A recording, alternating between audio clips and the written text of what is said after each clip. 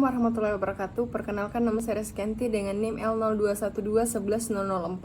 Di sini saya akan menjelaskan mengenai materi teknik rehabilitasi terumbu karang untuk memenuhi tugas pengganti midtest mata kuliah rehabilitasi kelas C. Yang pertama yaitu pengertian rehabilitasi terumbu karang, di mana rehabilitasi terumbu karang adalah tindakan yang bertujuan mengembalikan fungsi dan kondisi asli terumbu karang yang telah mengalami degradasi sebagai habitat penting dalam ekosistem laut. Pemulihan ini penting karena terumbu karang merupakan salah satu ekosistem bumi yang sangat produktif dan kaya biodiversitas, memiliki berbagai fungsi ekologis seperti menyediakan habitat, tempat mencari makan, tempat asuhan dan pembesaran, serta tempat pemijahan. Selain itu, pemulihan terumbu karang juga mendukung kegiatan wisata bahari seperti snorkeling dan diving. Selanjutnya, adapun tujuan rehabilitasi terumbu karang. Yang pertama yaitu tujuan utama rehabilitasi terumbu karang untuk memulihkan kesehatan dan keberlanjutan ekosistem terumbu karang yang rusak dan terancam. Ini melibatkan pemulihan struktur fisik terumbu karang serta fungsi-fungsinya sebagai habitat bagi berbagai spesies hayati. Melalui rehabilitasi diharapkan dapat meningkatkan keanekaragaman hayati di terumbu karang yang rusak, penanaman kembali karang, dan pengembalian habitat yang rusak dapat membantu mengembalikan populasi organisme-organisme yang hidup di terumbu karang. Dan selanjutnya yaitu teknik rehabilitasi terumbu karang. Di teknik ini ada berbagai teknik yang dapat dilakukan, yang seperti tertera pada gambar, yaitu teknologi Riftar, teknologi biorok, teknologi model paku substrat, teknik propagasi, dan teknik rangka spider. Adapun pokok bahasan pada materi kali ini yaitu membahas tentang teknik rehabilitasi pada ekosistem terumbu karang yang akan dijelaskan pada slide selanjutnya. Yang pertama yaitu teknologi Riftar, di mana model rehabilitasi karang sistem Riftar yang dapat dikembangkan sesuai kebutuhan yaitu transplantasi karang untuk meningkatkan populasi karang, terumbu buatan untuk meningkatkan populasi ikan karang dan kombinasi antara keduanya. Banyaknya jumlah Riftar tergantung kebutuhan dengan asumsi satu Riftar akan menutupi sekitar 0,7 meter kuadrat. Tahapan-tahapan dalam melakukan rehabilitasi karang yang meliputi penentuan lokasi yang akan direhabilitasi, persiapan alat dan bahan, persiapan bibit anakan karang, cara pengikatan karang di Riftar, dan peletakan atau penyusunan Riftar yang telah berisikan bibit karang ke bawah laut. Yang kedua yaitu teknik biorok. Akresi mineral merupakan salah satu pengembangan teknologi rehabilitasi atau lebih dikenal dengan biorok. Metode ini dapat mempercepat pertumbuhan karang di daerah yang rusak dan mengembalikan habitat terumbu karang yang sudah ada.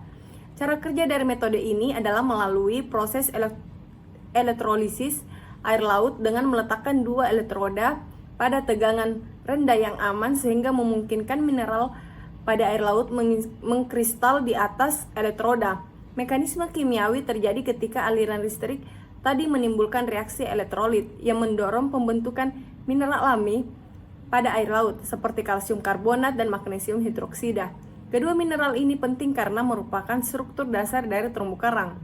Karena pengakresian mineral yang terjadi secara cepat, bibit terumbu karang yang ditanamkan ke struktur biorok dapat tumbuh secara cepat. Endapan mineral ini juga melekatkan struktur dengan dasar laut dan memperkuat struktur. Ketiga yaitu teknik propagasi, di mana rak ini dibuat dari bahan besi batangan yang kemudian dibentuk menyerupai rangka meja dengan panjang 100 cm dan lebar 100 cm yang di atasnya ditutupi dengan besi tulan beton ketebalannya 6 mm disusun membentuk anyaman dengan pengelasan.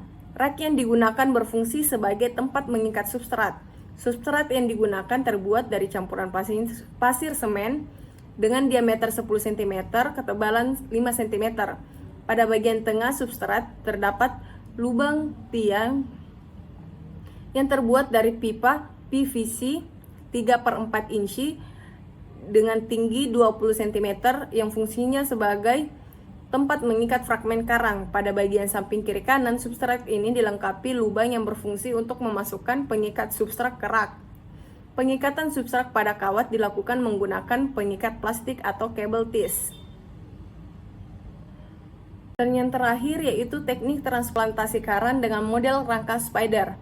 Meja atau rak terbuat dari bahan besi baja berdiameter 12 mm yang kemudian dibentuk menyerupai rangka meja dengan kaki menyerupai kaki laba-laba. Tinggi rangka sekitar 70 cm dengan diameter bagian bawah rangka sekitar 100 meter. Dan arak antar kaki sekitar 30 cm. Pada bagian kaki, rangka digunakan untuk melekatkan fragmen karang transplant sebanyak 18 fragmen dan jarak antar fragmennya itu 15 cm ke arah horizontal dan 40 cm ke arah vertikal pada rangka besi. Untuk mencegah kerakatan, maka besi direkatkan pasir dengan bantuan resin sebagai lem. Metode rangka spider dilakukan di atas perahu dan secepatnya diturunkan pada area rehabilitasi agar fragmen karang tidak mengalami stres.